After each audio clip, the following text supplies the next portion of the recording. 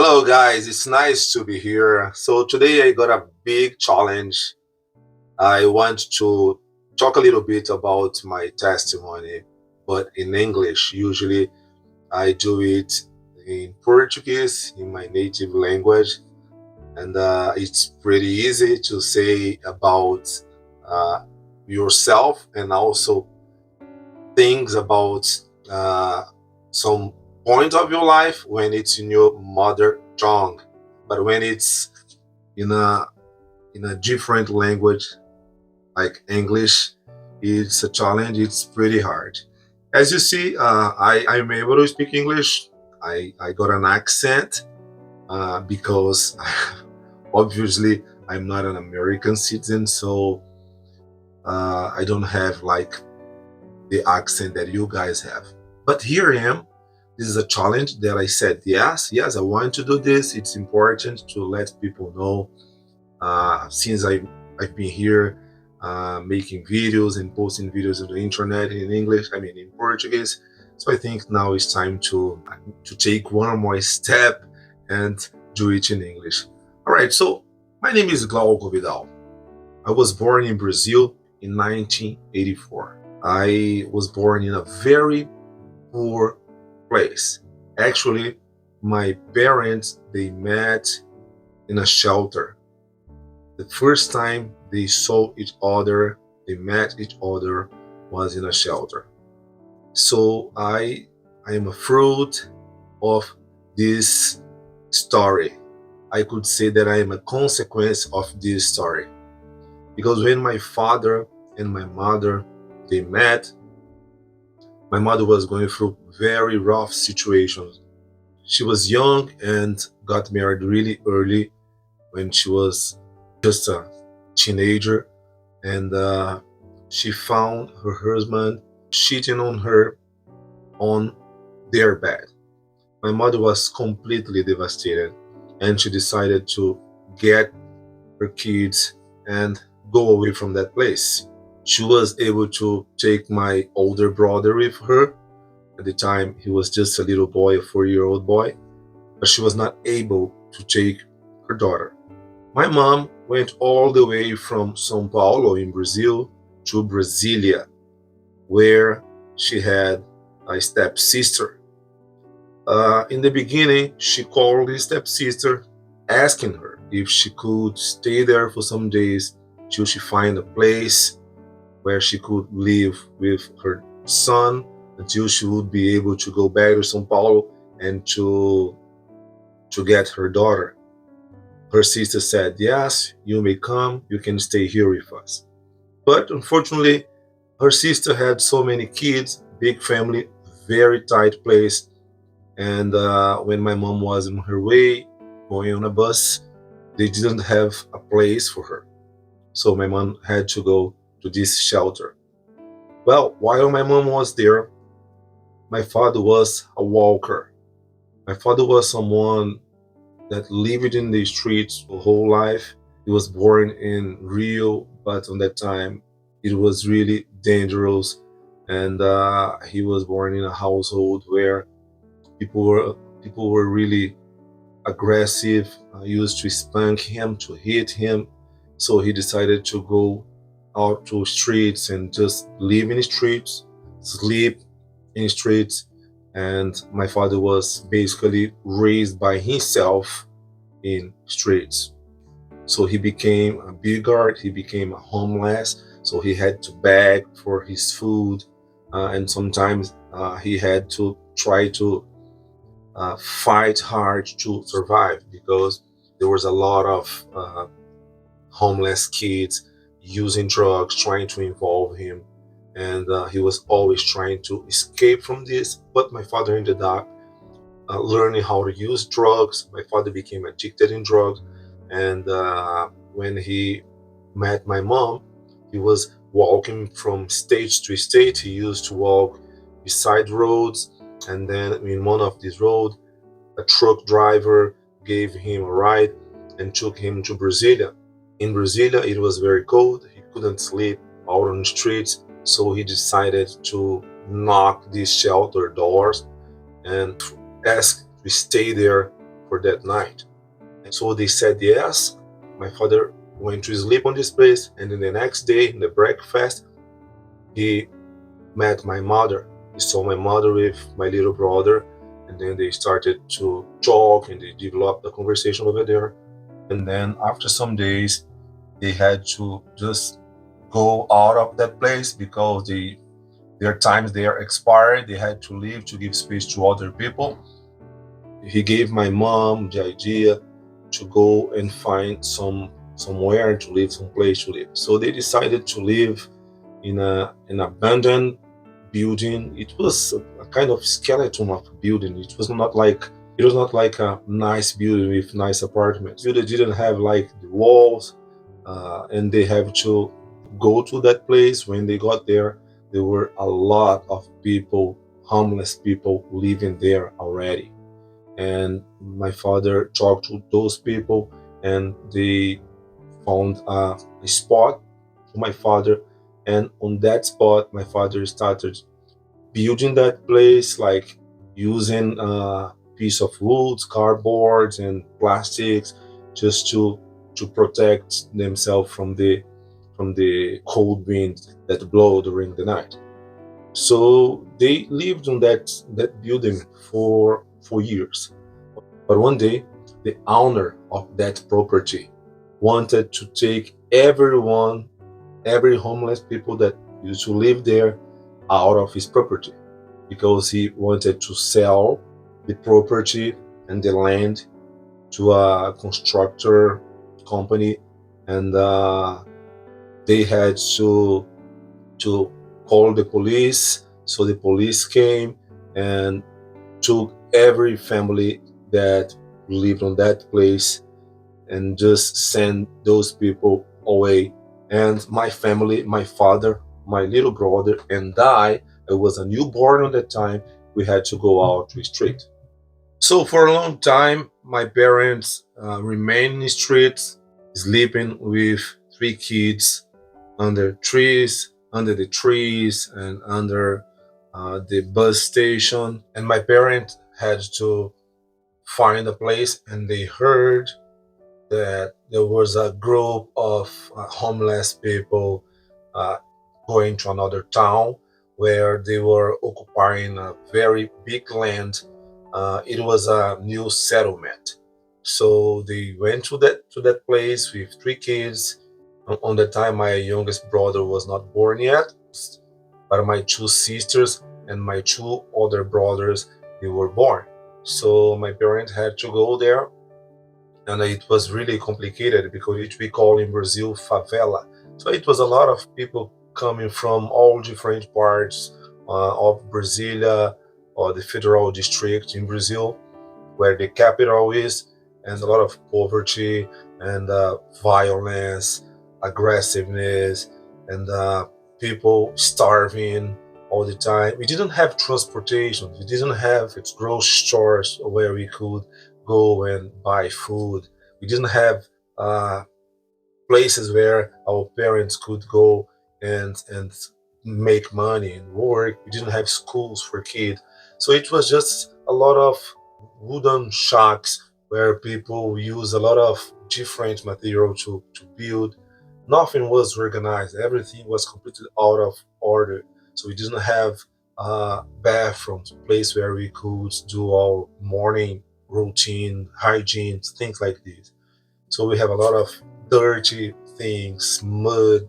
All the kids were completely dirty during the day because there's a lot of dusty. And we had a lot of. It was like little hurricanes. When it rained, it was suffering. It was really hard for everybody because with our houses, our shacks, they didn't have structure to to protect. So it used to rain a lot in our house, in our shack. It was really difficult. It was a very big suffering. I started growing up on that place with a lot of kids all around. Nobody going to school at that time because it didn't have schools. It didn't have public service that could give us, it could provide us places where we could we could be assisted. So it was really, really difficult.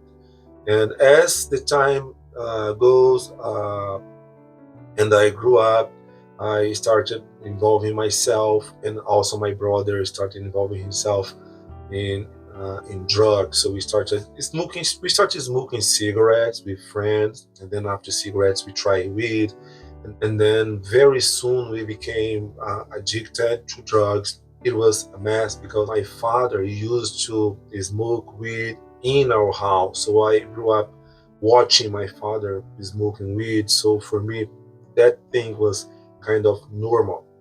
In the middle of this thing, in the middle of this situation, I had two sisters growing up, watching us, the boys, using drugs. And then my father was very aggressive, and he used to spank my mom, hit my mom all the time, especially when he didn't have money to buy his weed. And we had also a lot of drug dealers and kids getting involved with drug dealers because we didn't have money to do anything. So there was a kind of opportunity for kids and adolescents to make some money. So we started involved with this kind of people. After some years, we were living on that place. My brother became homeless, and he was addicted in drugs. So he went to live in a town, a very close town where we lived. So in this place, he started just stealing things of people, and going into the stores, and stealing like food. He used to go in the supermarkets, and then he steal like things to eat, put things under uh, his underwear, and then just started committing these um, little delinquencies. And then after some years, he started using guns to steal things. And then after that, uh, he finally went to prison. And a very tragic moment that we lived, even in this very bad situation I'm describing for you guys. My father was killed by a colleague of us, a friend of us. Let's say that the guy was a adolescent as well, and he played soccer with us. So one day I was in school. So at that time we had like some schools, and then I was in school, and my brother went there around 10 a.m. To let me know, to tell me that our dad was found dead just close to our house. So when he came to school and told me uh, uh, our father is dead, that was a really difficult, one of the most difficult moments of my life, because my father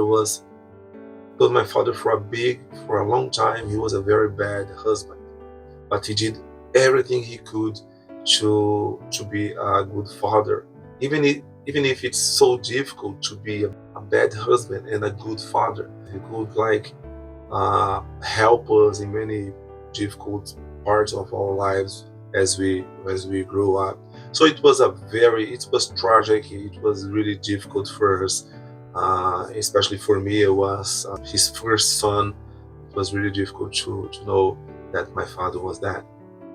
After that, I was completely depressed, and my brother, uh, my older brother, he started talking about revenge. He wanted to find the person who did that. So we started investigating this together, and then we figured out that this guy that lived in the next block, that used to play soccer with us, he killed my father because he needed some money to go to a rap concert. And the first person he saw, he tried to steal this person, rob this person. And my father got scared, and he just ran away, and this guy shoot twice, and one of the shots just got his heart, his chest, and he died. It was very difficult for my family, very difficult for me. When I was invited to go to a small Baptist church where, in my block where we live, to attend the service with my neighbors. But on that day, I was completely organized with my brother and two other friends to go to the next block and kill the guy who killed my father. So we were completely decided. We had three guns. I had one gun, my brother had another gun, and the other two guys had a gun with them. And we were just waiting for the right time to go there. We combined everything, and then when we were about to go, this I was about to go and to enter in the car. So this neighbor came and called my name and said, "Glauco, let's go to the church with me." I really, I was his friend because he used to play the guitar, and I really liked to see him playing the guitar. So I had a lot of respect for him, and I said, "Well, I can't go to the church with you tonight because I'm on my way to do a very important stuff."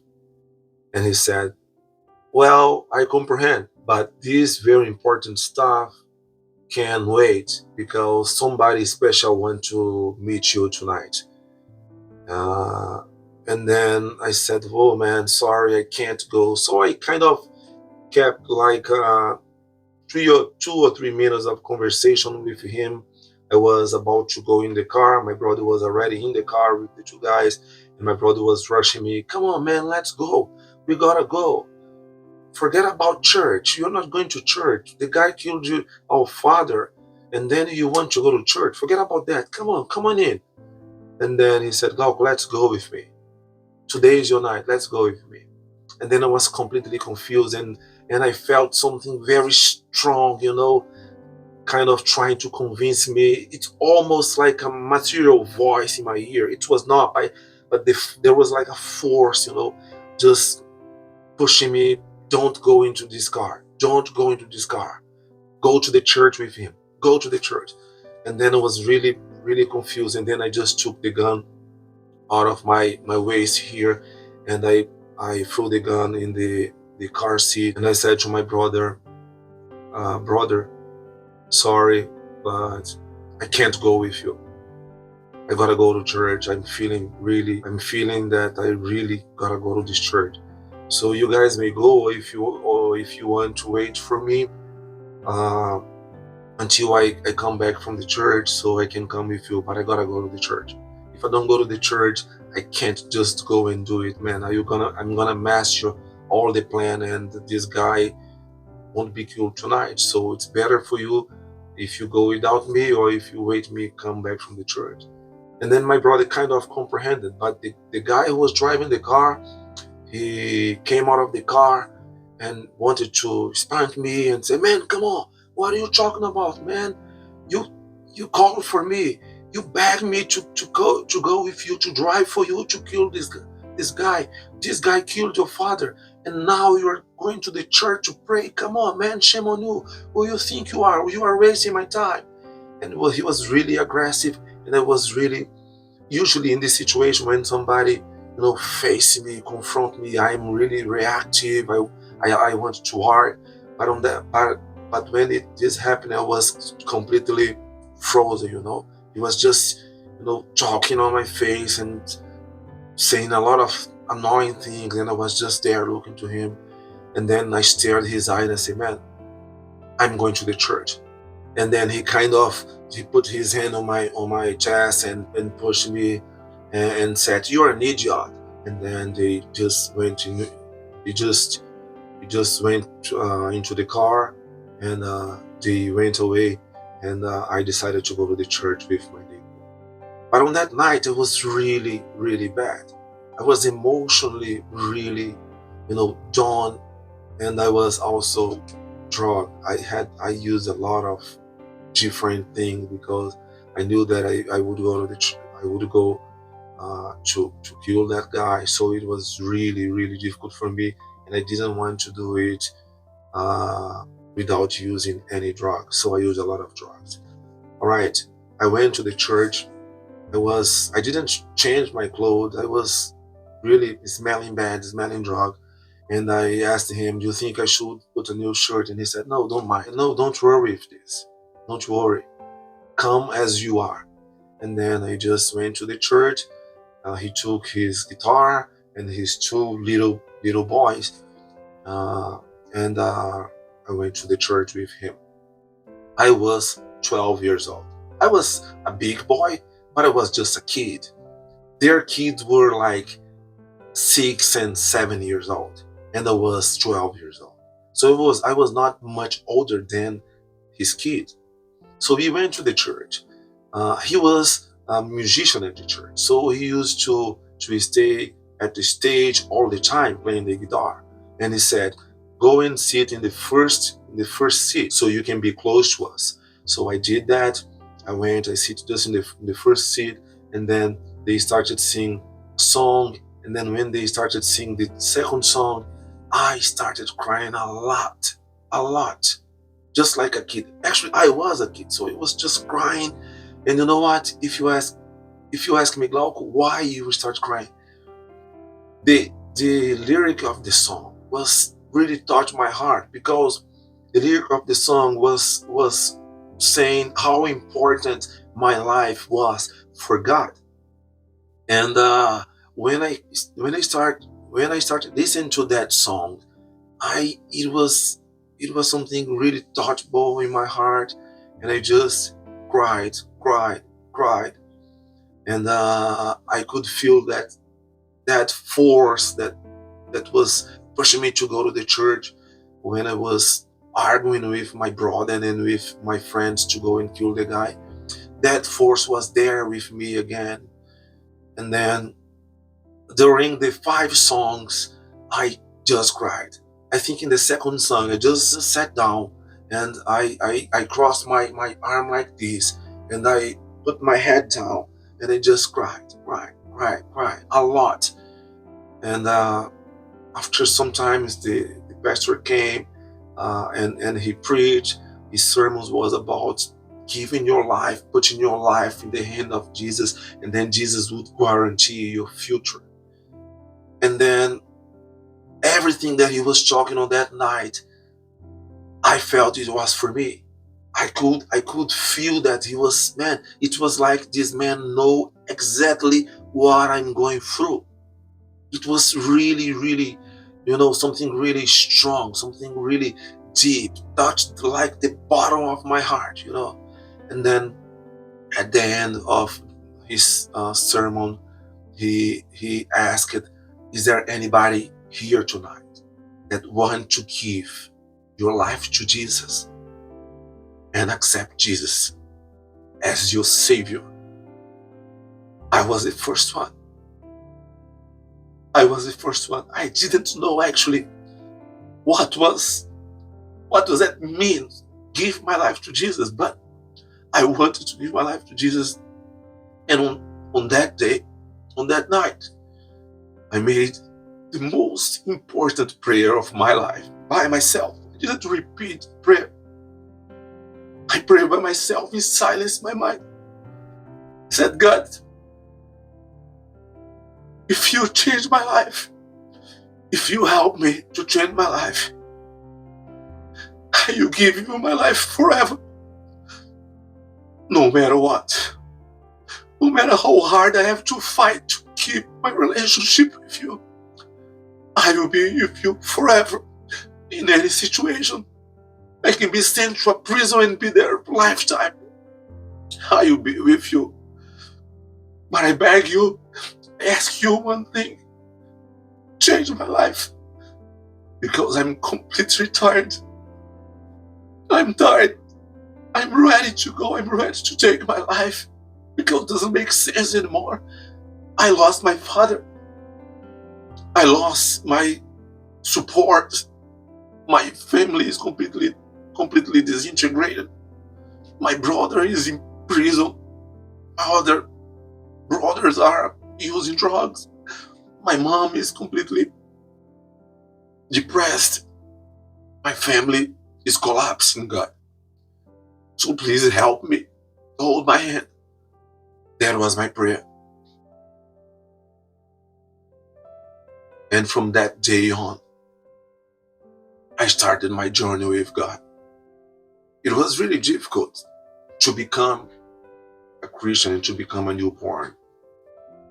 It was really, really difficult because my household, anybody was Christian.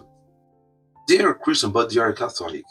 And my mother just said that I had to make a choice. If I wanted to become an evangelical or a believer, I had to move from her house because she would never break the tradition of her family of being Catholic. And I said, I understand, Mom, but this is my decision, and I comprehend that you don't want, but this is what I want to do, and this is what I did.